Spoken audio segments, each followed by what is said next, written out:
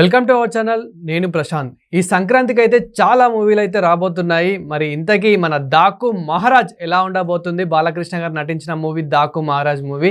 So దీని గురించి అయితే పూర్తిగా మాట్లాడేందుకు ప్రస్తుతం మనతో పాటు సీనియర్ జర్నలిస్ట్ జగదేవ్ గారు ఉన్నారు. నమస్తే అండి. నమస్తే సార్, ఈ మూవీ మీద చాలా మంది ఎక్స్పెక్టేషన్స్ పెట్టుకున్నారు. అదేవిధంగా చాలా మంది ట్వీట్స్ కూడా చేస్తున్నారు ఎవరైతే సినీ ఇండస్ట్రీ నుంచి ఉన్నారో.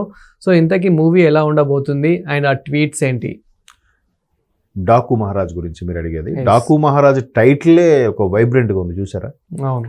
దట్టు ఆ టైటిల్ కూడా ఒక మాసివ్గా మేబీ బాలయ్య గారు తప్ప ఇంకెవరికి సూట్ అవుదేమో అనిపిస్తుంది. అంటే ఆ దర్శకుడు యొక్క ప్రతిభ అక్కడ కనబడుతుంది టైటిల్లోనే. బాబీ పెట్టారు అంటే మీరు చూడండి, సీనియర్ సూపర్ స్టార్స్లో ఉన్న వాళ్ళల్లో అంటే మళ్ళీ నేను చాలా సందర్భాలు చెప్పాను, ఇప్పుడు కూడా చెప్తున్నా, బాలయ్య గారికి ఉన్న ఇమేజ్ నాకు తెలిసి ఇండియాలో ఇంకెవరికి లేదేమో. ఎక్కడికి వెళ్ళినా మీరు చూడండి, జై బాలయ్య ఒకటే డైలాగ్, జై బాలయ్య. మన నేషనల్లోనే కాదు, ఇంటర్నేషనల్. ఎగ్జాక్ట్లీ అదే చెప్పబోతున్నాను. అసలు ఆ నేము, ఆ నామస్మరణ అనాలేమో దాన్ని, ఎట్లా అసలు ఆ ఖ్యాతికి ఎలా వచ్చిందంటే because of Balayya human values, ఆయన యొక్క నడవడిక, ఆయన బిహేవియర్ మీద. ఎందుకంటే ఎవరిని అడిగినా బాలయ్య బాబు అమ్మో ఆయనకు కోపము, అమ్మో ఆయన కొడతాడు, ఇవన్నీ చెప్తారు. ఒకసారి ఆయనతో పరిచయం అయినా, ఒకసారి ఆయనతో సినిమా చేసిన, ఒకసారి ఆయనతో కలిసిన వెంటనే బాలయ్య బాబు భక్తుడిగా మారిపోతాడు ఎవడైనా సరే. మరి ఏంటది? ఊరికే ఇప్పుడు ఇవాళ రేపు కొడుతున్నారని వాళ్ళకి ఒకటే నేను చెప్పేది, ఇవాళ రేపు చాలామందికి లేనిది ఏంటో తెలుసా? Common sense. ఆ కామన్ సెన్స్ లోపిస్తే ఆయన కొడతాడు. అట్లీస్ట్ సొసైటీలో అటువంటి ఉన్నాడు, తప్పుని చెప్పాడు. ఇవాళ రేపు అందరూ తప్పును కూడా చెప్పరు, నవ్వుతారు. ఎందుకంటే వాళ్ళందరికీ మార్కులు కావాలి పక్క వాళ్ళని. ఆడే మన గురించి తప్పు అనుకుంటాడేమో, ఎందుకు ఆడదో మనకు బ్యాడ్ ఎందుకు. ఈ నెలకు కాదు, ఓపెన్ హార్ట్గా ఉంటాడు. అందరూ చెప్పేది ఏంటంటే బాలయ్య చంటి పేరు తగ్గట్టుగా బాల, చిన్నపిల్లాడు మనస్తత్వం, అంత పర్ఫెక్షన్. సో అటువంటి బాలయ్యతో బాబీ గారి సినిమా. ఇక బాలయ్య కథలు ఎంచుకోవడం విషయానికి వస్తే కూడా డిఫరెంట్ జోనర్స్.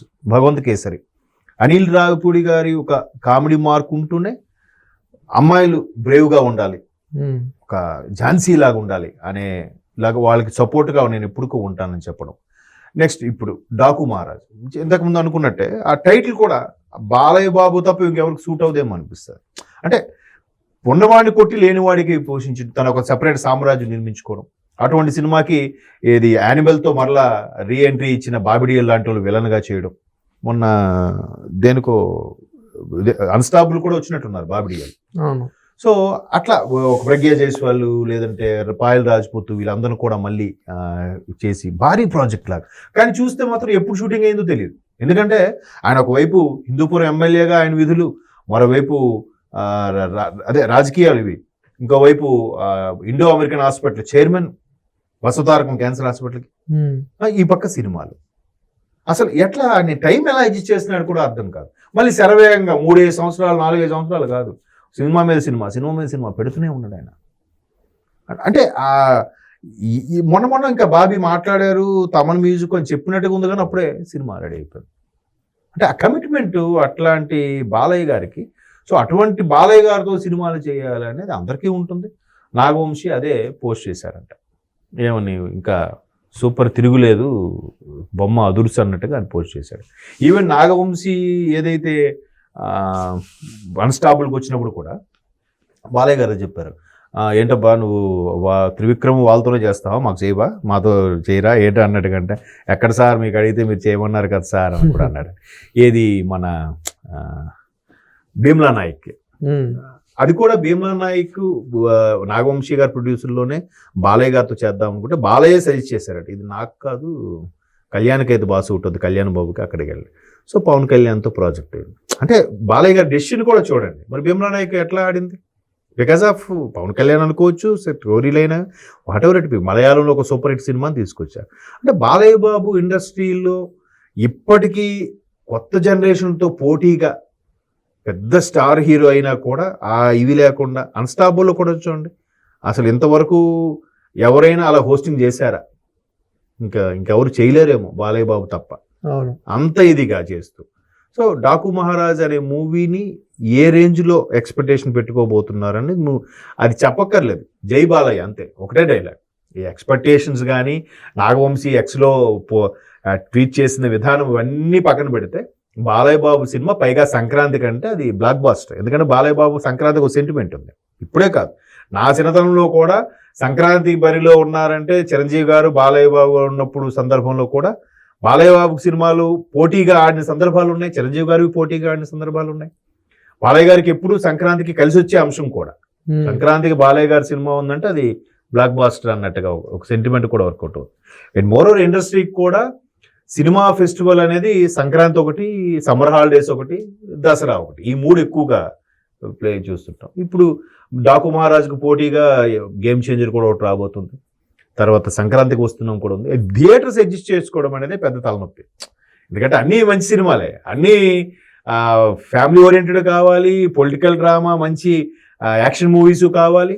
డాకు మహారాజ్ లాంటి గాడ్ ఆఫ్ ది మాస్ కదా బాలయ్య బాబు అంటేనే. సో అన్ని రకాలుగా ఉండే వాటి మీద నాగవంశీ చాలా హ్యాపీగా సాటిస్ఫైగా పోస్ట్ చేసిన అంశం ఏంటంటే ఆల్రెడీ వాళ్ళకి కొన్ని రివ్యూస్ తెలిసిపోతాయి ఎక్స్పర్ట్స్.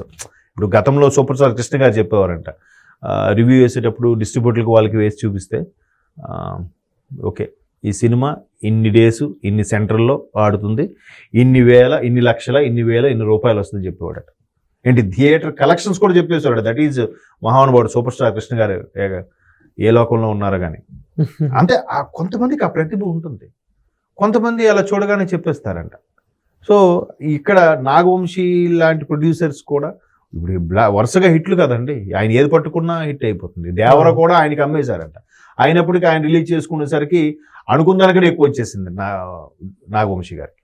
సో అట్లా కొంతమంది ఆ పల్స్ తెలిసిపోతుంది. దిల్ రాజు గారు ఉన్నారు, ముందు స్టోరీ లేనప్పుడే ఆయన ముందు కొన్ని సిజరింగ్ ఇచ్చేస్తారంట. ఆయన తెలిసిపోతుంది ఏ సినిమా ఏ కథ ఆడుతుంది ఏ కథ ఆడదు.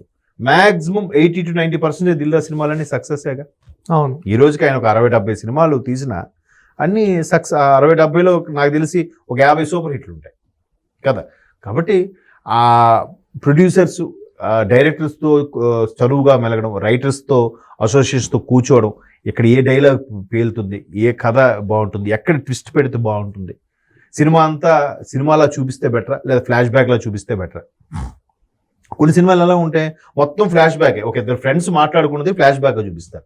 కొన్ని డైరెక్ట్గా ఓపెన్ చేస్తే 80sలో జరిగిన సిచ్యువేషన్ నుంచి రన్ అవుతున్నట్టుగా చూపిస్తారు. అది depends upon director thought process, writer రాసే విధానం బట్టి కూడా ఉంటుంది.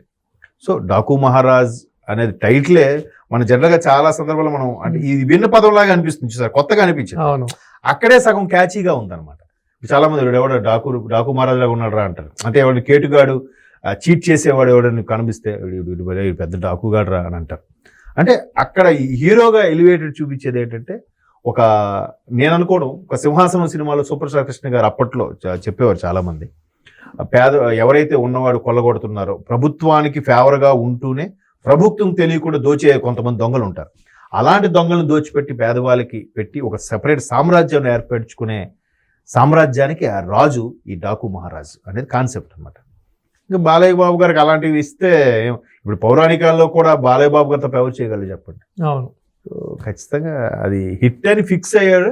అది నాగవంశీ గారు ట్వీట్ చేశారు, అది కాన్సెప్ట్.